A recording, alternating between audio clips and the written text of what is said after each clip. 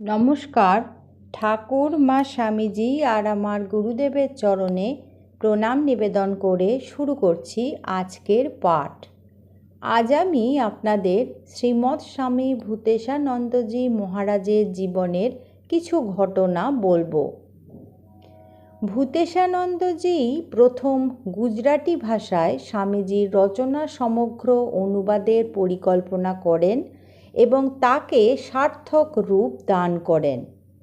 তিনি নিজে খুব ভালোভাবে গুজরাটি ভাষা আয়ত্ত করেছিলেন এবং স্থানীয় যোগ্য ব্যক্তিদের দ্বারা অনুদিত রামকৃষ্ণ বিবেকানন্দ সাহিত্য স্বয়ং সম্পাদনা করতেন। গুজরাটি ভক্তরা তাঁকে বলতেন, আপনি আমাদের চেয়েও ভালো গুজরাটি জানেন।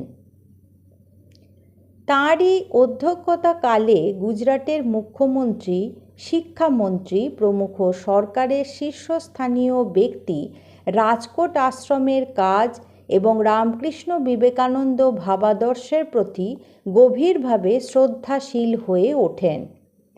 তাঁর সময়ে স্থানীয় ভাষায় রামকৃষ্ণ বিবেকানন্দ সাহিত্য সমগ্র গুজরাটে প্রচারিত হওয়ায় পশ্চিম ভারতে রামকৃষ্ণ ভাবান্দোলন সুপ্রতিষ্ঠিত হয়।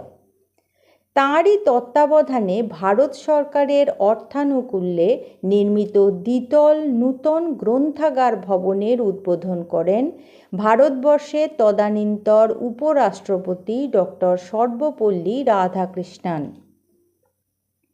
দিনটি ছিল 14ই অক্টোবর 1955।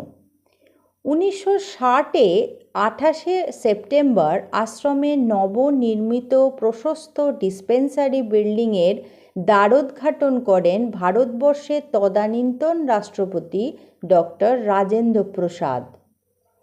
রাজকোটে থাকার সময় পূজনীয় মহারাজ যখনই সময় পেতেন তখনই ডায়েরি লিখতেন। আমাদের পরম সৌভাগ্য যে সেই সব ডায়েরির অধিকাংশ অংশ ডিজিটাল প্রক্রিয়ায় সংরক্ষণ করা গিয়েছে। ডায়েরি মূলত ইংরাজিতে লিখিত, কদাচিৎ বাংলায় একাদ্রি বাক্য এখানে ওখানে হয়তো পাওয়া যেতে পারে। ডায়েরিটিতে কখনো মহারাজ নিজের উল্লেখ করেছেন ভাববাচ্চে, কখনো আমি বলেও উল্লেখ আছে তাঁর। 1947-এ 28শে সেপ্টেম্বর স্বামী ভূতেশানন্দজি মহারাজ লিখছেন, শুধুমাত্র আলস্যের কারণে বেশ কয়েক মাস ডায়েরিতে কিছু লিপিবদ্ধ করা হয়নি। যাই হোক, আবার আমি শুরু করব। চৈতন্য ডায়েরি সংরক্ষণে সম্মত হয়েছে। এবার থেকে আমি ব্যক্তিগত ডায়েরি রাখব।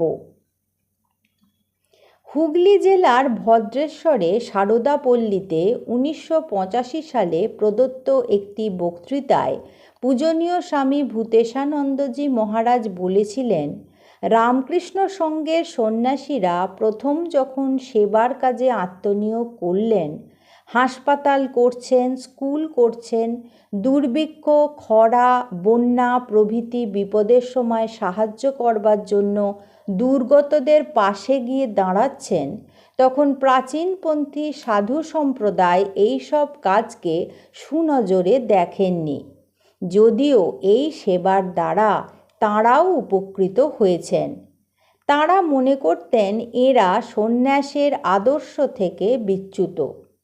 স্বামীজি তাঁর দুই শিষ্য স্বামী কল্যাণানন্দ এবং স্বামী নিশ্চয়ানন্দকে ঋষিকেশ হরিদ্বারে গিয়ে সাধুদের সেবা করতে পাঠিয়েছিলেন, কারণ তিনি দেখেছিলেন সাধুদের সেবা করবার কেউ নেই। তাদের যাতে অসহায় অবস্থায় থাকতে না হয় সেই জন্য তাদের সেবা এবং সহায়তা বিপন্ন তীর্থযাত্রীদের সাহায্য করবার জন্য স্বামীজি তাঁর শিষ্যদ্বয়কে নিযুক্ত করেন। আমরা জানি সেই প্রতিষ্ঠান কিভাবে ধীরে ধীরে বড় হয়ে আজ একটি সুবৃহৎ সেবা প্রতিষ্ঠানে পরিণত হয়েছে। এই সেবা কার্যের জন্য প্রাচীনপন্থী সাধুরা ওনাদের বলতেন ভাঙ্গি সাধু। ভাঙ্গি কারণ তাঁরা রোগীর মলমূত্র পর্যন্ত পরিষ্কার করেন। এ তো ভাঙ্গির কাজ, তাই বলতেন ভাঙ্গি সাধু। সেই ভাঙ্গি সাধুরা আর অবজ্ঞান নন। এখন তাঁরা অত্যন্ত সম্মানিত, অবহেলিত নয়।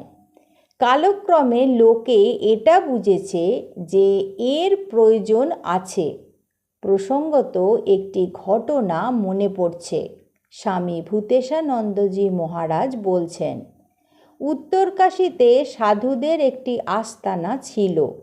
সাধুরা সেখানে যেতেন, থাকতেন, জপ ধ্যান করতেন। একবার একজনের কলেরা হলো। অন্য সব সাধুরা বললেন, বিক্ষেপ হতা হ্যায়, অর্থাৎ মন এতে বিক্ষিপ্ত হচ্ছে বলে তাকে ফেলে রেখে সবাই চলে গেলেন। স্বার্থপরতা থেকে উচ্চ আদর্শেরও এইভাবে অবনতি হয়। ঠাকুরের আদর্শ ছিল সেবা। স্বামীজি তা সর্বতোভাবে কর্মে রূপায়িত করেছেন। দুর্ভিক্ষ লেগেছে, অর্থের প্রয়োজন। একজন বললেন, অর্থ কোথায়? স্বামীজি তখন বললেন, বেলুর মঠ বিক্রি করে দেব। এত প্রয়াসে ও যত্নে যা তিনি প্রতিষ্ঠা করেছেন, সেই মঠকে বিক্রি করে দেবেন বলেছেন। মা বললেন, না বাবা, বিক্রি করতে হবে না, বিক্রি করতে হয়ও নি। মায়ের কথাই শেষ পর্যন্ত স্বামীজি মেনে নিয়েছিলেন। টাকা এসেছে, সেবার কাজও হয়েছে। আজ ভক্তরা লক্ষ লক্ষ টাকা দিচ্ছেন এবং সাধুরা সেবা করে ধন্য হচ্ছেন। আমাদের মনে রাখতে হবে, যে আদর্শকে যদি নিষ্ঠার সঙ্গে ধরে না থাকি, তাহলে হয়তো যে কাজ আমরা করছি তাই করব, কিন্তু তার মূল্য কমে যাবে। সে আদর্শ সেবার আদর্শ। বক্তৃতায় পূজনীয় মহারাজ যে কথাগুলি বলেছিলেন, সুদীর্ঘ জীবনে তিনি নিজে সেই ভাবকে সচেতনভাবে অনুশীলন করেছিলেন। রামকৃষ্ণ সংঘের সেবাযোগের ঐতিহ্যগত পরম্পরায় কর্মবীর স্বামী ভূতেশানন্দজির সুদীর্ঘ সংঘজীবন এক আলোক উজ্জ্বল দিকস্তম্ভ। আজ এই পর্যন্তই। পরবর্তী পর্বে আমি আপনাদের এই রকমই কিছু ঘটনা শোনাব। ঠাকুর, মা স্বামীজি আর আমার গুরুদেবের চরণে আপনাদের সর্বাঙ্গীন মঙ্গল কামনা করি।